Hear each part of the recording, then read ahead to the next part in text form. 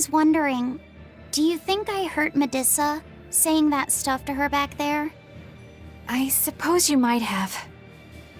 But I was thinking the exact same things you were. Losing a mother. It's always a tragedy. I'm glad you stepped in and stopped her. Thanks. That Eleanor. I swear, she feels way more responsibility for everything than she needs to. You think we need to worry? What if she pushes too far and erupts with malevolence? Malevolence is born out of many things. A prideful ego, the self-righteousness that turns a blind eye to one's inner contradictions. Eleanor is different. She's mindful of her ego and strives to confront her inconsistencies of character. She has a purity of heart that won't be tainted by the emotions that create malevolence. No other quality is as essential for an exorcist.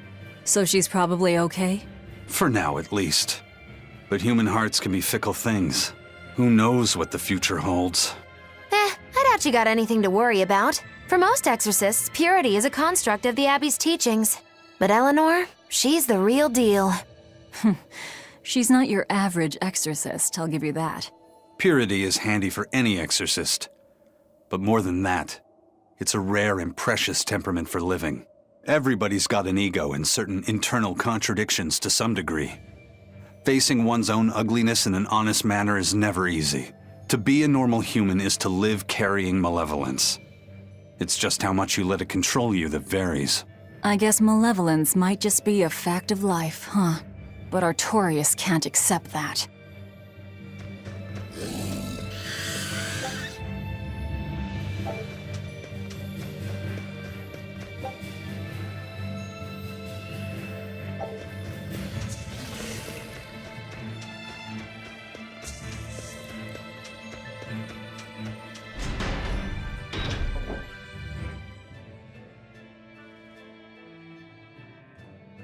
Well, I don't see anything out of the ordinary. Let's slip through town and head for Titania before that changes.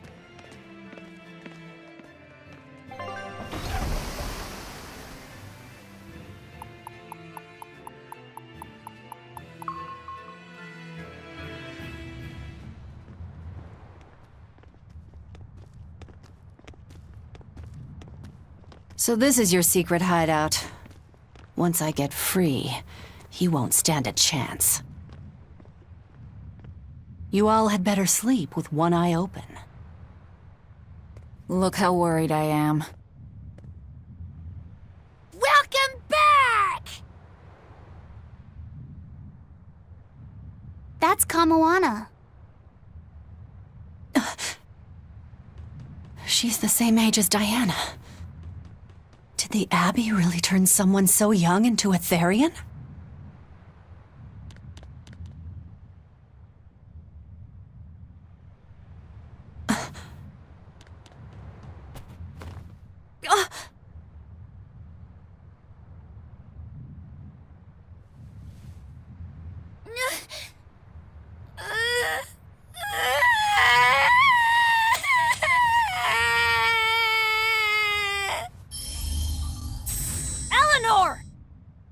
Medusa, please, would you be able to talk to her?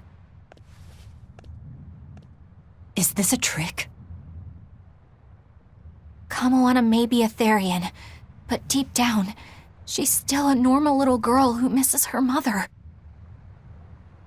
I can't do anything to console her, no matter what I try. But if it were you...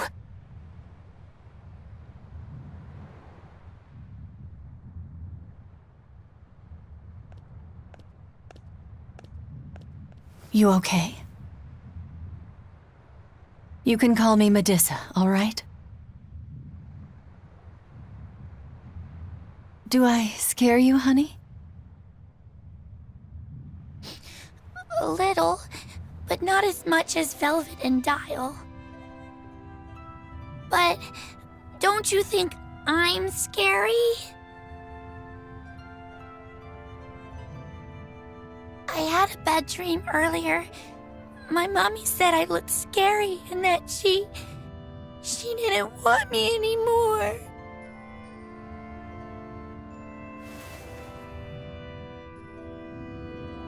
She would never. Your mother would never think that about her daughter. But how do you know? Because I'm a mother too. Mothers always love their children, no matter what. No matter if we die. No matter how the world changes. There's nobody who loves you more in the world than...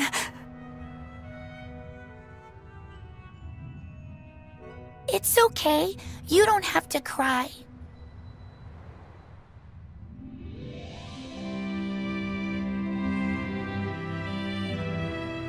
I hope Kamawana and Medusa won't have to feel so lonely. Yeah, trying to stop the waterworks gets old fast.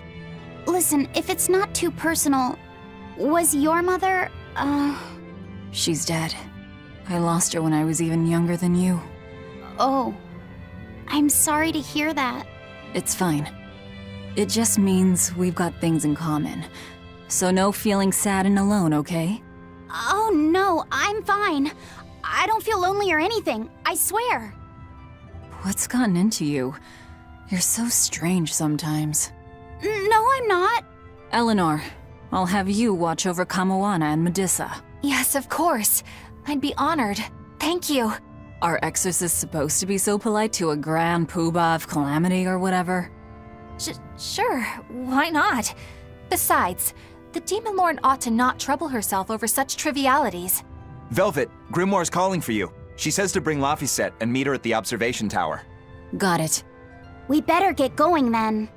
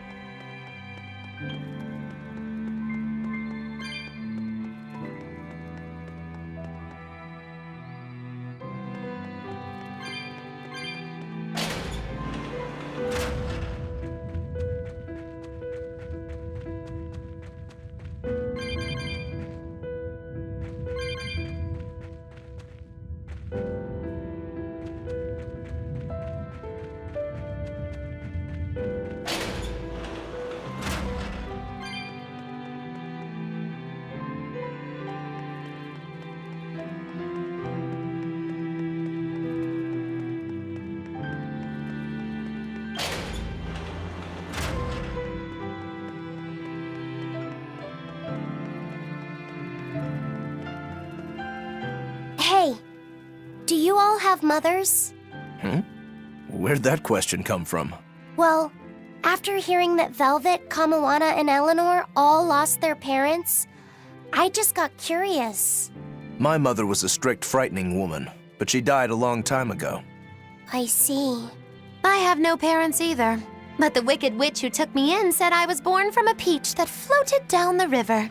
Coming from you, I'd almost believe that. And you, Aizen? We Malakim are formed from untainted mana. Sometimes humans are reborn as Malakim, but they retain no memory of their previous lives. In other words, we don't have blood relations like humans do. I see. By the time I was aware of anything around me, I was already tethered and being called number 2.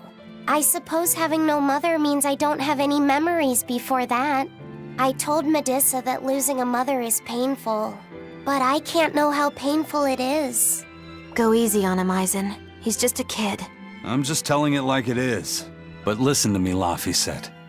You can share deep connections with other people, even if you don't have a biological family. Malakim, too, can form precious bonds. True friendships, even family. That's right. Your words wouldn't have stopped Medusa if they weren't true in your heart. You really think so? I'm sure of it. It's far better than being a witch born from a peach. Nonsense! There's no nobler way to be born! I have an everlasting friendship with a dog, a monkey, a pheasant, and Bienfu. I hope he's right.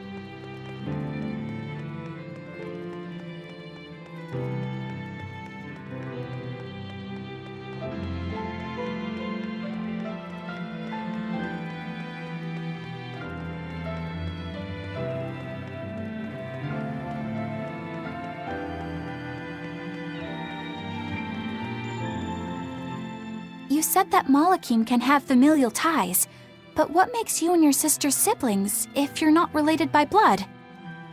Well, a very long time ago, I was born into this world from an Earth Pulse point up on a sacred mountain. I remained in that place for a long while, and then one day, she was born from the very same Earth Pulse point. Before we knew it, we had wound up living together under the same roof. Are two Malakim always siblings if they come from the same Earth Pulse point? No. Other Malakim were born there, but I never felt like they were my family. But something, I don't know what, was different with her. If she was sad, I'd feel sad. And if I was happy, she'd be happy too. She can be abrasive, but when she smiles, it's like nothing else. I swore to myself that whatever happened, I would protect her. I made a pendant from a stone on that sacred mountain and gave it to her as a lucky charm. Of course, she just wears it as a necklace. And your pendant? Did she give that to you? She had the same idea I had.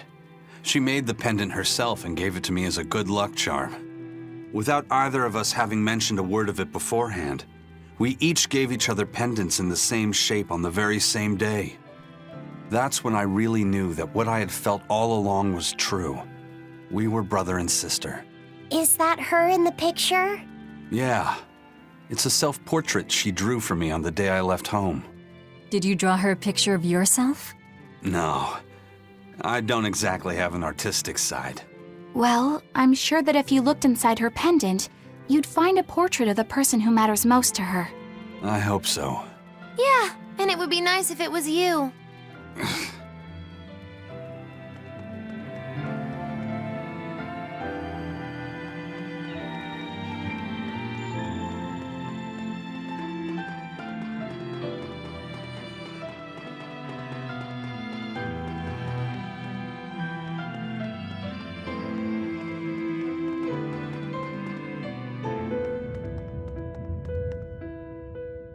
Ah, there you two are.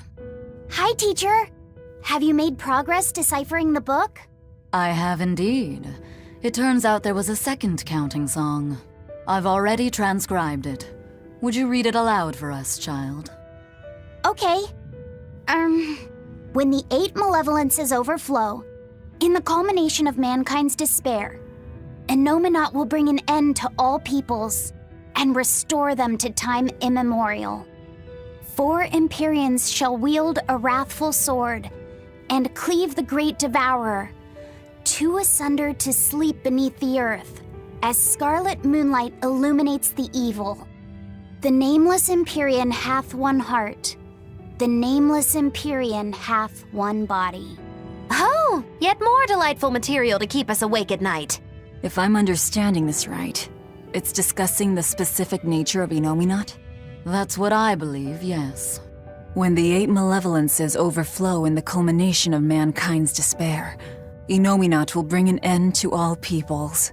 So, when the world is at peak malevolence, Innominat will use that power to bring an end to all. Is that it? He's going to wipe out all of humanity? Is that what the Abbey is after? Is that why they've been trying to bring back Innominat? No, Artorias is not that kind of man. His 2 primary ideals are the many over one, and the restoration of order through will and reason. He sacrificed Laufey to protect this world, not to eradicate it. You mean that's who he is as far as you know, yeah? People change, Velvet. Perhaps the shepherd gave up hope.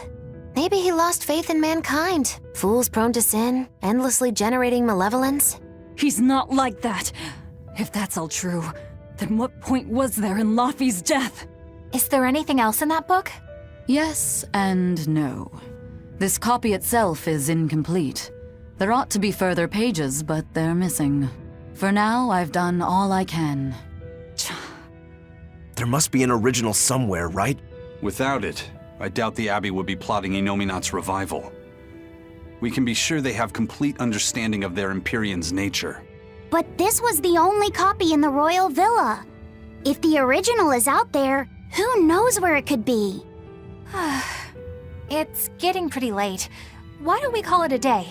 Yeah, let's get some rest.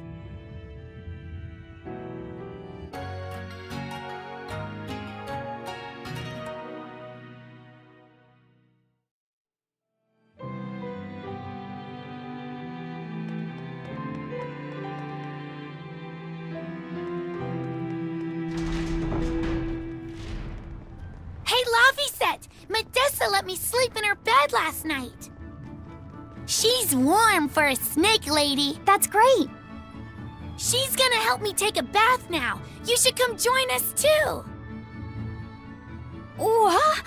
I couldn't. It's okay, I don't mind at all. Hey, Kamoana. Did you know? Dial started to grow a brand new tail. Wow, really? I wanna see. He's up at the observation tower. Let's go see. Medessa, you too. All right. But don't run, or you'll trip.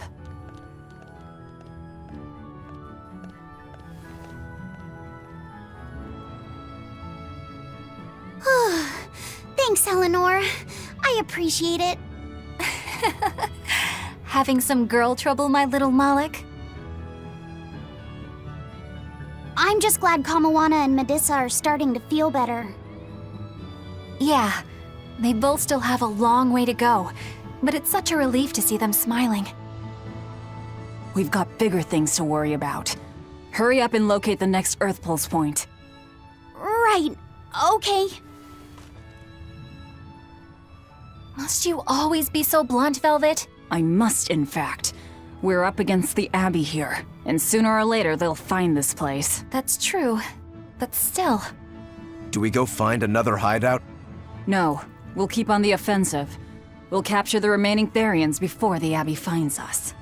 As a swordsman, I can respect that mindset. I'm not so sure we could hold this place anyway. And we've got no obligation to. I found another Earth Pulse point. It's in the eastern part of Eastgand, I think. But that's...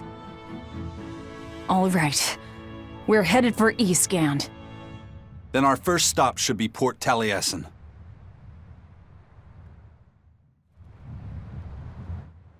Grimoire always looks like she never wants to do any work, but despite all her grumbling, when she starts a job, she gets it done, and quickly, too.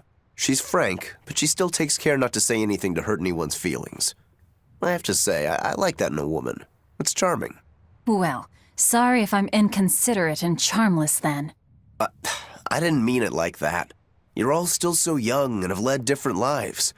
Can't fault you for being you. Well, if you're saying we lack a certain air of maturity, I might not disagree. That's for sure. It's true Lord Artorius has scolded my lack of composure at times. Although I do get the impression that Grimoire has been dependable like that since she was young. And it's a good impression at that. Old Grim's been that way since the day she was born.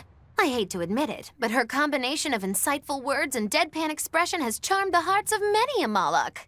At her peak, she had a fan club 8,848 members strong, and her dinner shows would sell out the day the tickets went on sale. Molochim came by the droves to doze off listening to her live readings of ancient books. Wow! I had no idea she was so popular. Yeah, she's even a regular feature in Who's Who Among Norman. Now that I think about it, I could see how a person could interpret her lethargy as patience and her vague dispassion as maturity and poise. Compared to her, I'm just... Were you just trying to imitate her? No, I didn't mean to. Whether you meant to or not, that kind of felt like her just now. I can see it in you, waiting to be awakened, that sophisticated charm. Me? Sophisticated and charming? I don't know. Try talking like her. You know how she lets her sentences trail off. This is your make-or-break moment here. All right. I think I know what you mean. Here goes nothing. Oh. What do you think, Laphicet? Do I sound like her?